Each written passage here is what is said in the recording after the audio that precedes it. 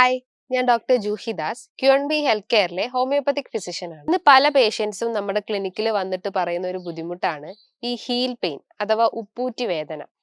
അതായത് നമ്മളെ കാലിന്റെ ഈ ഒരു അടിഭാഗത്ത്, ഇത് ജസ്റ്റ് ഇമാജിൻ ചെയ്യുക, കാലാണെങ്കിൽ ഈ ഒരു അടിഭാഗത്തായിട്ട് ഒരു വേദന ഫീൽ ചെയ്യുന്നു. ചിലർക്ക് അത് രാവിലെ എഴുന്നേറ്റാൽ കൂടുന്നുണ്ട്. രാവിലെ എഴുന്നേറ്റ് ഒരു 2-3 സ്റ്റെപ്പ് വെച്ച് നടക്കുമ്പോൾ അത് കുറഞ്ഞു വരാറുണ്ട്. അല്ലെങ്കിൽ അത് തൊട്ട് നോക്കുമ്പോൾ അവിടെ വേദന വരാറുണ്ട്. അല്ലെങ്കിൽ ചെരുപ്പിടാനൊക്കെ ബുദ്ധിമുട്ടുണ്ട്. ഇങ്ങനെ പ്രശ്നങ്ങളായിട്ട് പല രോഗികളും വന്ന് പറയാറുണ്ട്. അപ്പൊ ഹീൽ പെയിൻ എന്ന് പറയുമ്പം അതിനു മുന്നേ നമ്മളെ ഈ കാലിന്റെ ഈ ഒരു പാദത്തിന് അടിഭാഗത്തായിട്ട് കുറെ ഫേഷ്യാസ്, ടെൻഡൻസ് അല്ലെങ്കിൽ മസിൽസ് ഇതൊക്കെ കവേർഡ് ആണ്. കുറെ ബോൺസും കവേർഡ് ആണ്. ഈ ഒരു കാലിന്റെ ഈ ഒരു ഭാഗത്തായിട്ട് ഏകദേശം 26 ബോൺസ് കവർ ചെയ്തിട്ടുണ്ട്. അതായത് നമ്മൾ ഈ ഒരു ആംഗിൾ ജോയിന്റ് നോക്കുമ്പോൾ, കാലിന്റെ ആംഗിൾ ജോയിന്റ് നോക്കുമ്പോൾ അവിടെ ഒരു 26 ബോൺസ് ആണ് അടങ്ങിയിട്ടുള്ളത്. അപ്പം ആ ബോൺസിനെ കവർ ചെയ്തുകൊണ്ട് ഒരു ഫേഷ്യ ഉണ്ട്. അതാണ് പ്ലാന്റാർ ഫേഷ്യ എന്ന് പറഞ്ഞാൽ. അതിന് നമ്മൾ ഓവറായിട്ട് എന്തെങ്കിലും പ്രഷർ കൊടുക്കുമ്പോഴോ അതിന് നീർക്കെട്ട് ഉണ്ടാകുമ്പോഴാണ് അത് ഇൻഫ്ലെയിംഡ് കണ്ടീഷൻ ആവുന്നത്.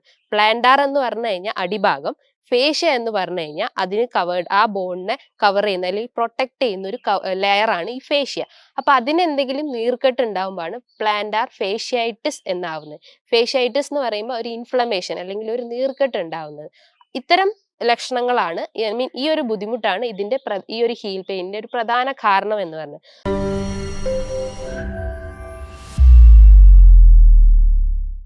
മറ്റൊന്ന് പറഞ്ഞാല്, നോർമലി നമ്മളെ കാലുകൾക്കൊക്കെ അടിഭാഗത്തായിട്ട് ഒരു ആർച്ച് ഉണ്ടാവും. അത് നമ്മളെ വാക്ക് ചെയ്യാനും അല്ലെങ്കിൽ നടക്കാനും അല്ലെങ്കിൽ ഓടാനും ഒക്കെ സഹായിക്കുന്നതാണ് ഈ ആർച്ച്. അത് നമ്മളെ ബാലൻസ് മെയിൻറ്റെയിൻ ചെയ്യാനും ഒക്കെ സഹായിക്കുന്നു.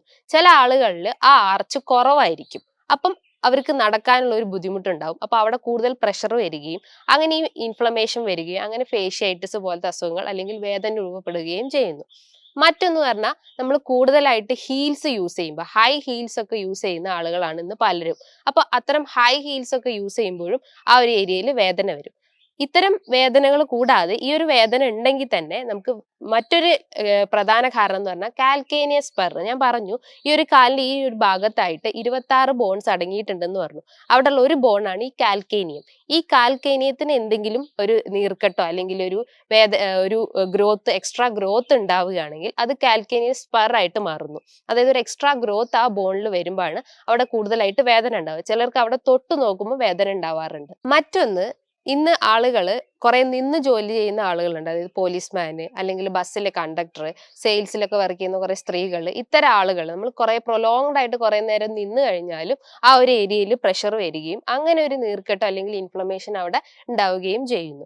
മറ്റൊന്ന്, അമിത വണ്ണം ഉള്ളവർക്ക്, അതായത് നമ്മളെ ബോഡി വെയിറ്റ് നമ്മളെ ജോയിന്റ്സിനൊന്നും താങ്ങാൻ പറ്റാത്ത ഒരു അവസ്ഥ വരുന്നു. അങ്ങനെ അമിത വണ്ണം ഉള്ളവർക്കും ഈ ഒരു ഹീൽ പെയിൻ വരാനുള്ള ഒരു ടെൻഡൻസി ഉണ്ട്. മറ്റൊരു പ്രധാനപ്പെട്ട കാരണം എന്ന് പറഞ്ഞാൽ, ഈ ഹീൽ പെയിൻ ഉള്ള ആളുകളുടെ ബ്ലഡ് ടെസ്റ്റ് എടുത്ത് നോക്കിക്കഴിഞ്ഞാൽ ചിലപ്പോൾ അവർക്ക് യൂറിക് ആസിഡ് കൂടുതലായിരിക്കും. അപ്പൊ യൂറിക് ആസിഡ് മെയിൻലി ഈ തള്ളവിരലിലൊക്കെ യൂറിക് ആസിഡ് കൂടുതൽ ക്രിസ്റ്റൽസ്, ആ മോണോസോഡിയം ക്രിസ്റ്റൽസ് ഈ തള്ളവിരലിലൊക്കെ പോയിട്ട് ഡിപ്പോസിറ്റ് ചെയ്യും. അപ്പം ഈ യൂറിക് ആസിഡ് കൂടിയ ആളുകൾക്കും ഈ ഒരു ഹീൽ പെയിൻ വരാനുള്ള ഒരു ടെൻഡൻസി ഉണ്ട്.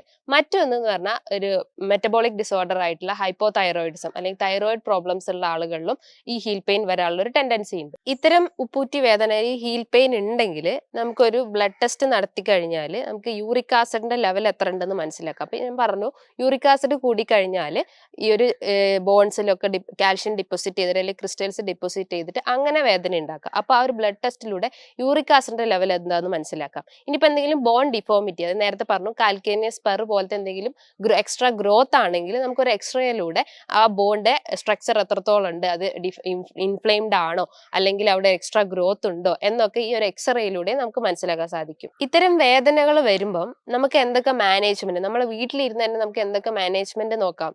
അത് പ്രധാനമായിട്ടും നമ്മൾ ഐസ് ക്യൂബ്സ് വെക്കുക. ആ ഒരു ഏരിയയിൽ നമുക്ക് തൊട്ട് നോക്കുമ്പോൾ നമുക്ക് വേദന ഉണ്ടെങ്കിൽ അവിടെ ഐസ് ക്യൂബ്സ് അപ്ലൈ ചെയ്യുക.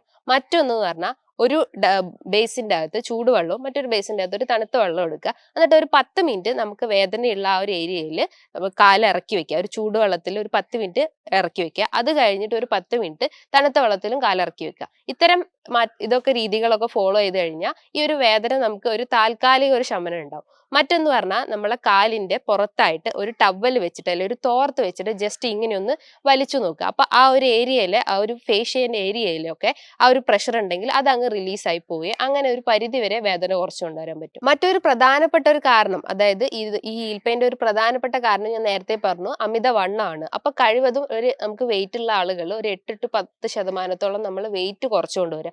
അപ്പൊ അത്രയും വെയിറ്റ് നമ്മളെ ജോയിന്റ്സിന് താങ്ങുന്നത് ആ ഒരു വെയിറ്റ് കുറഞ്ഞതിലൂടെ നമുക്ക് സാധിക്കും. മറ്റൊന്നെന്ന് പറഞ്ഞു കഴിഞ്ഞാൽ ഒരു ബോൾ, നമുക്ക് അത്രയും വേദന ഉണ്ടെങ്കിൽ നമുക്ക് ഒരു ബോൾ എടുത്തിട്ട് അതിന്റെ മുകളിൽ നമ്മളെ കാല് ജസ്റ്റ് ഇങ്ങനെ ഒന്ന് റബ്ബ് ചെയ്ത് കൊടുക്കുക. അപ്പൊ അത്രയും ആ ഒരു പ്രഷർ അവിടുന്ന് റിലീസ് ആയി പോവുകയും ചെയ്യുന്നു. മേൽ പറഞ്ഞിട്ടുള്ള കാര്യങ്ങളൊക്കെ നമ്മൾ ഫോളോ ചെയ്ത് കഴിഞ്ഞാൽ നമുക്ക് ഈ ഒരു വേദന കുറച്ചു കൊണ്ടുവരാൻ സാധിക്കും.